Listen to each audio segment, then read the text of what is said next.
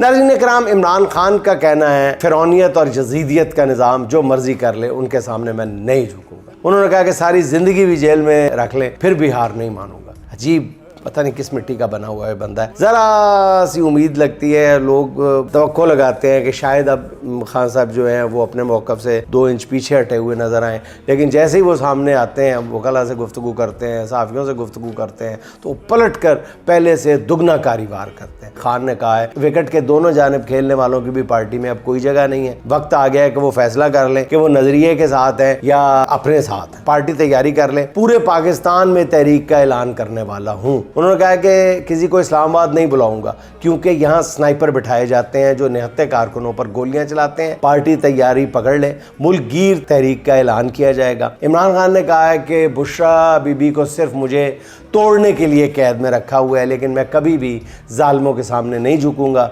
उन्होंने मजीद कहा कि मेरी बहनों से मुलाकात नहीं कराई जाती। 8 माह में सिर्फ एक बार मेरे बेटों से बात करवाई गई है। मेरा ज़ाती मुआलजीन से इलाज नहीं करवाया जाता। उन्होंने कहा कि फस्तायत के ये सब हथकंडे मुझे तोड़ने के लिए हैं, मगर वो कभी भी जालिमों के साथ रत्ती बराबर भी समझौता नहीं करेंगे। अब नाज़रीन, इमरान खान के बयान से लग रहा है कि उन्होंने इस बार एहतजाज की हिकमत अमली जो है वो तब्दील की है। अब इस्लामाबाद की बजाय पूरे मुल्क को जाम करना चाहते हैं। अब एहतजाज जो है वो शहर शहर होगा। जुनैद अकबर खान के बयान से पता चलता है कि एहतजाज किस नौइयत का होगा। वो कहते हैं कि पार्टी ने फ़ैसला किया है कि नई एहतजाजी तहरीक की क़यादत जो है वो अली अमीन गंडापुरी करेंगे, लेकिन मुख्तलिफ़ वक्तों में मुख्तलिफ़ अफराद इसको लीड करेंगे। किसी एक बंदे पर पूरा बोझ नहीं डाला जाएगा।